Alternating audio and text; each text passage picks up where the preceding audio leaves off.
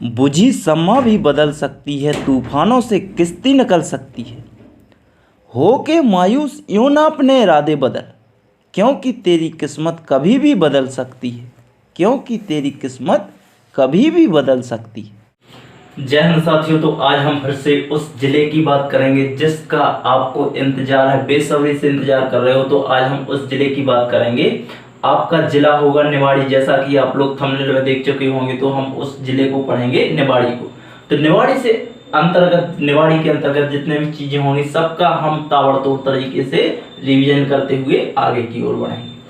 देखेंगे कि कौन सी परियोजना, कौन सी नदी और जनसंख्या घनत्व, क्षेत्रफल क्या है, इसका क्या है, इसके अंतर्गत क्या, क्यों, कब इसका अलग बना था, किस जिले से अलग होकर बना था। तो उस जिले को देख करके हम चलेंगे आगे की ओर। तो देखते हैं हम यहाँ पे कोई भी टाइम ना लेते हुए हम आगे की ओर बढ़ते हैं। तो मुझे आशा है कि सभी लोग स्वस्थ और ठीक होंगे। तो देखते हैं हम निवाड़ी जिले को समझते हैं। जिला निवाड़ी, जिला निवाड़ी कौन सा जिला है? निवाड़ी। निवाड़ी को समझेंगे हम कि जिला निवाड़ी कब बना था और किस जिले से अलग होकर के बना था, किस जिले से अलग होकर के बना था। तो देखते हैं हम इसका जो गठन हुआ था, गठन, तो सबसे पहले गठन की बात करते हैं हम। गठन कब हुआ था? तो 1 अक्टूबर 2018, 1 अक्टूबर 2018 को टीकमगढ़ जिले से, किस जिले से अलग होकर के? तो टीकमगढ़ जिले से अलग करके बनाया गया था। किस जिले से? टीकमगढ़ से। टीकमगढ़ जिले से अलग करके किसको बनाया गया था? निवाड़ी जिले को बनाया गया था। इसके बाद में इसका देखते हैं हम क्षेत्रफल। तो क्षेत्रफल क्या होगा? क्षेत्रफल की बात करने जाएंगे जब हम इसकी, तो क्षेत्रफल देखने जाएंगे तो 1318 वर्ग किलोमीटर। जो निवाड़ी जिला है, निवाड़ी जिले का जो क्षेत्रफल होगा 1318 वर्ग किलोमीटर, 1318 वर्ग किलोमीटर है। अब यहाँ पे देखने जाएंगे हम जनसंख्या। जनसंख्या को जब हम देखने जाएंगे तो जनसंख्या कितनी होगी? 4,01,000। कितनी होगी? 4,01,000 जनसंख्या होगी यहाँ की। अब यदि यहाँ पे हम देखने जाएंगे कि जो साक्षरता है, अर्थात पढ़े लिखे लोग हैं, वो कितने प्रतिशत हैं? तो साक्षरता देखते हैं हम। साक्षरता को देखेंगे तो 77.16%। टीकमगढ़ से कुछ ज्यादा, सॉरी, यहाँ पे देखेंगे हम जो अभी मऊगंज पढ़ाया था हमने टीकमगढ़, तो टीकमगढ़ जिले की कितनी थी? 61 पॉइंट कुछ थी, 443 थी। तो उससे ज्यादा कहीं साक्षर कौन सा जिला है? निवाड़ी जिला है। अब यहाँ पे देखेंगे हम, यदि देखना, इसको हम रब करते हैं, इसके आगे समझते हैं। अभी मुझे आशा है कि इतना आप लोगों को समझ में आया होगा। यदि स्क्रीनशॉट लेना चाहोगे तो ले सकते हो। देखते हैं साक्षरता के आगे देखते हैं हम।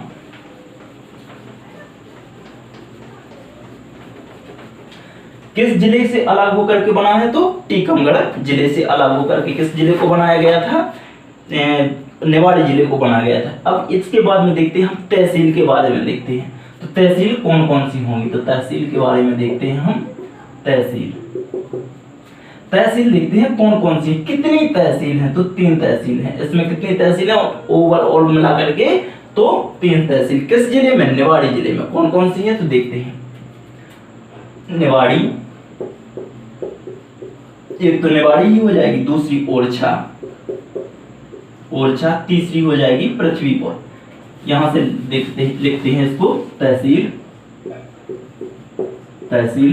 हो जाएंगी कितनी? तो 3 बनेंगी। तहसील 3 होंगी। कौन कौन सी होंगी? तो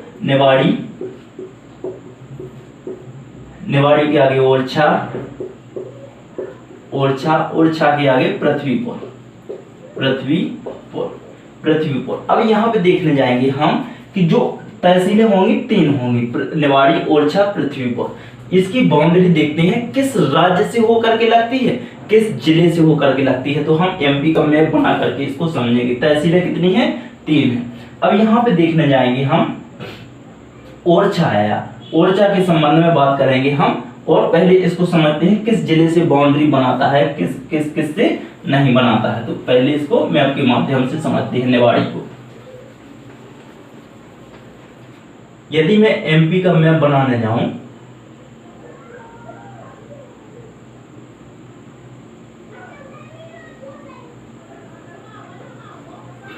तो कुछ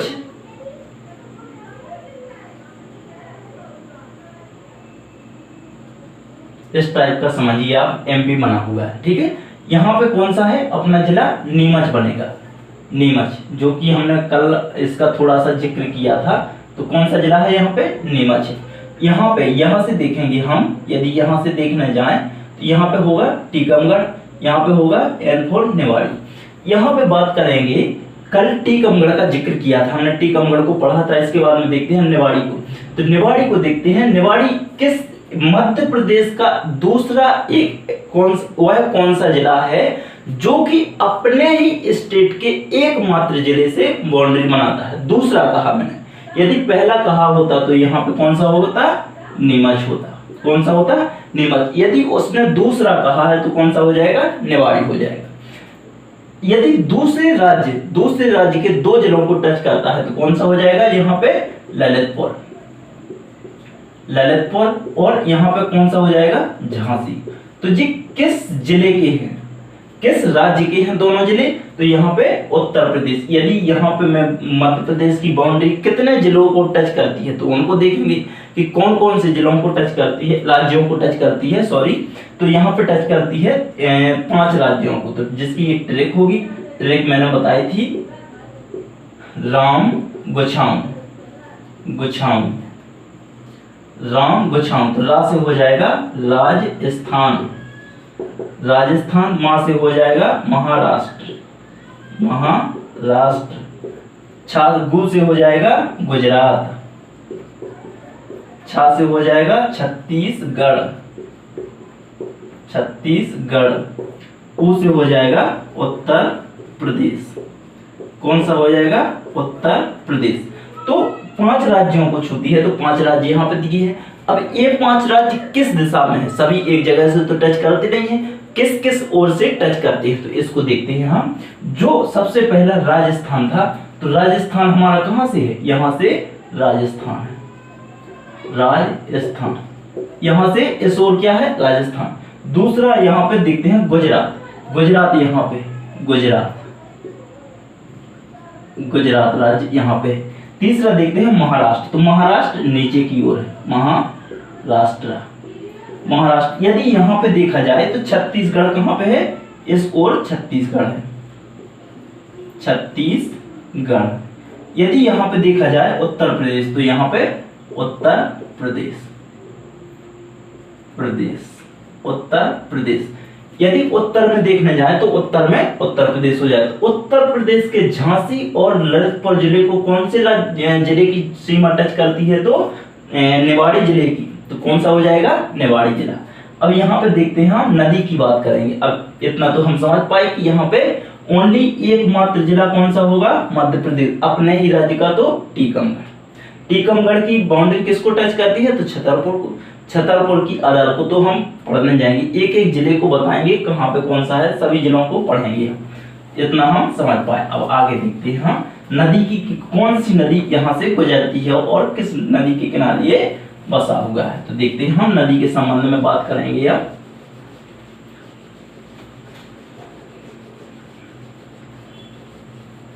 चलो नदी बनाएंगे अब हम कि कैसी क्या नदी कहाँ से गुजरती है, कौन सी नदी है वो तो उसको देखते हैं हम। हाँ, स्पर्शी राज्य मैंने कहा है, तो स्पर्शी राज्य कौन सा हो जाएगा,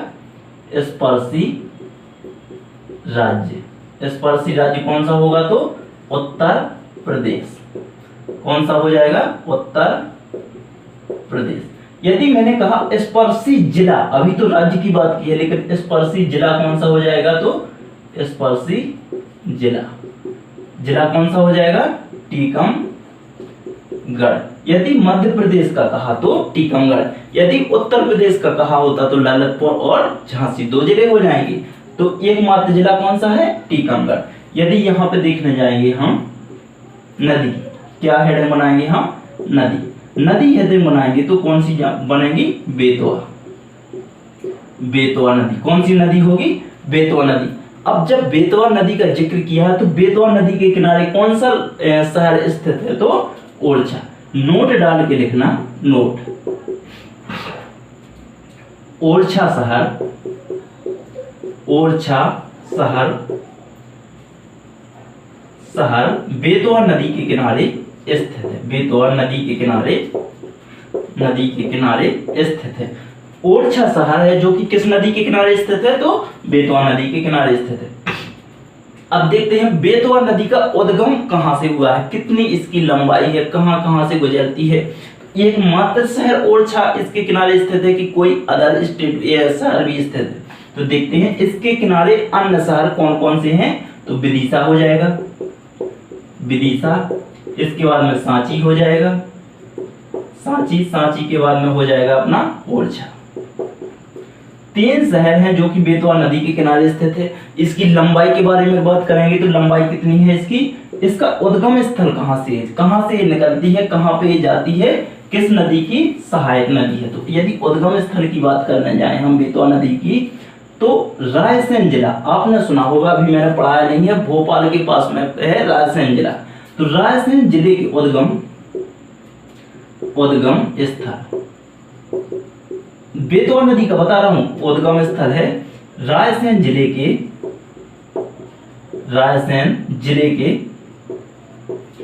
के कुम्हरा गांव,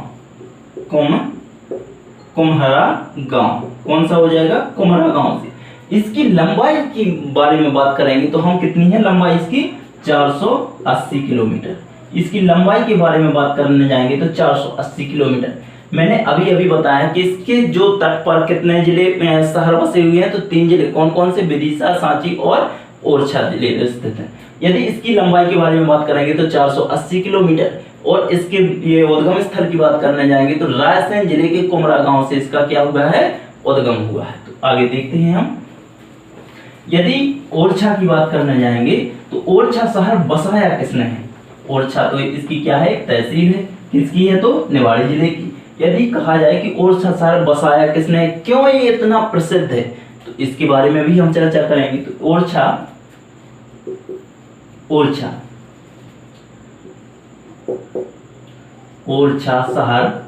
शहर राजपूतों, किसकी? शहर, यहाँ पे शहर करना है। शहर राजपूतों, बुंदेलों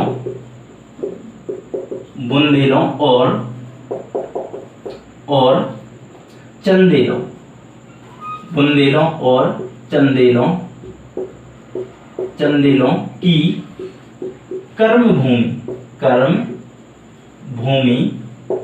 कर्मभूमि रही है। इसलिए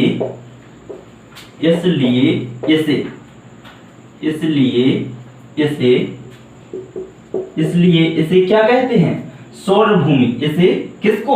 ओरछा को। इसको क्या कहते हैं? सौर भूमि कहते हैं। सौर भूमि कहा जाता है। सौर भूमि कहा जाता है। क्यों कहा जाता है? क्योंकि बुंदेलों, इस पे डबल एपोस्ट्रोफी कॉमा से क्या करेंगे? इसको करेंगे और यहाँ पे क्या लगाएंगे? थोड़ा, ताकि ये हमको हाईलाइट दिखता रहे। क्यों हाईलाइट किया जाता है? क्योंकि ये हमारी आंखें जो हैं ये विचित्र देखती हैं, कुछ हट के अलग देखना चाहती हैं, इसलिए क्या करेंगे? हाईलाइट करेंगे। क्योंकि ओरछा शहर राजपूतों, बुंदेलों और चंदेलों की कर्मभूमि रहा है, इसलिए इसे सौर भूमि कहा जाता है। देखते हैं हम ओरछा शहर की स्थापना।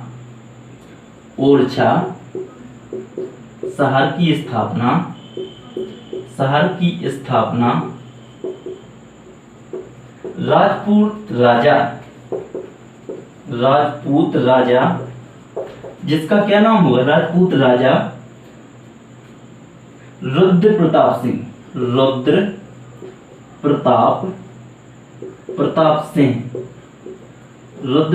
सिंह बुंदेला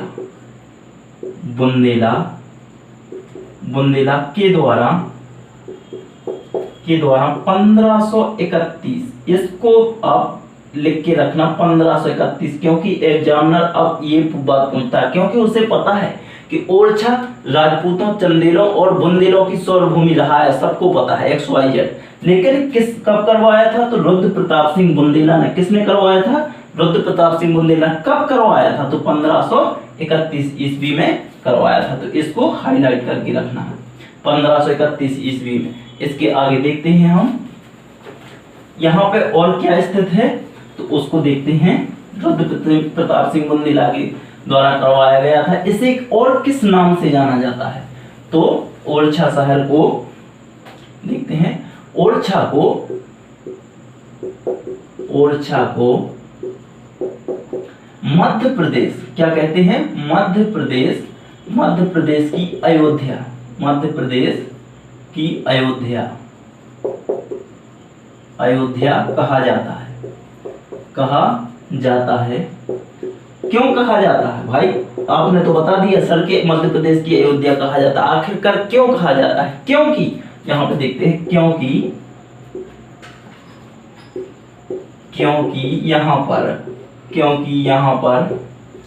यहां पर लक्ष्मी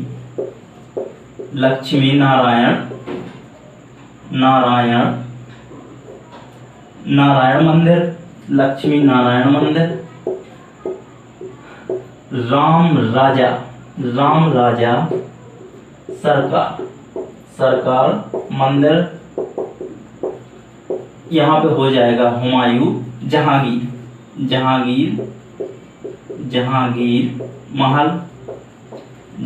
महल, और यहाँ पे हो जाएगा राय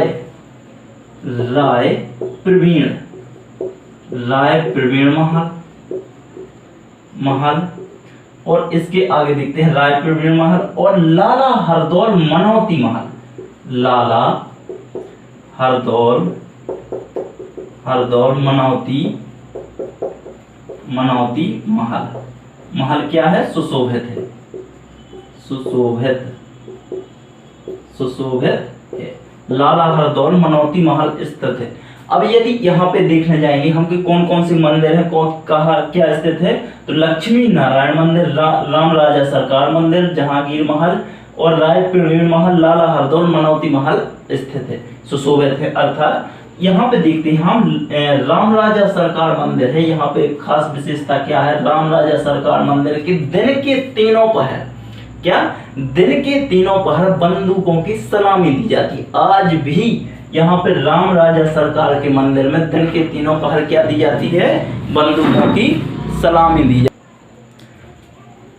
आज भी वर्तमान समय में क्या दी जाती है? तो बंदूकों की सलामी दी। कहाँ पे? राम राजा सरकार मंदिर में। तो यहाँ पे देखते हैं कि और क्या यहाँ पे स्थित किया गया है, तो उसको भी देख लेंगे हम कि क्या क्या स्थित किया है। यहाँ पे कहाँ पे? ओरछा में ही रामायण कला संग्रहालय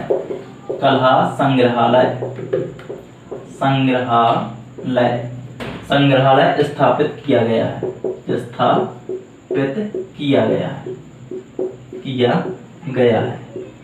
तो रामायण कला, यदि उसने पूछा कि मध्य प्रदेश में रामायण कला संग्रहालय कहाँ पे स्थापित किया गया है, तो ओरछा में।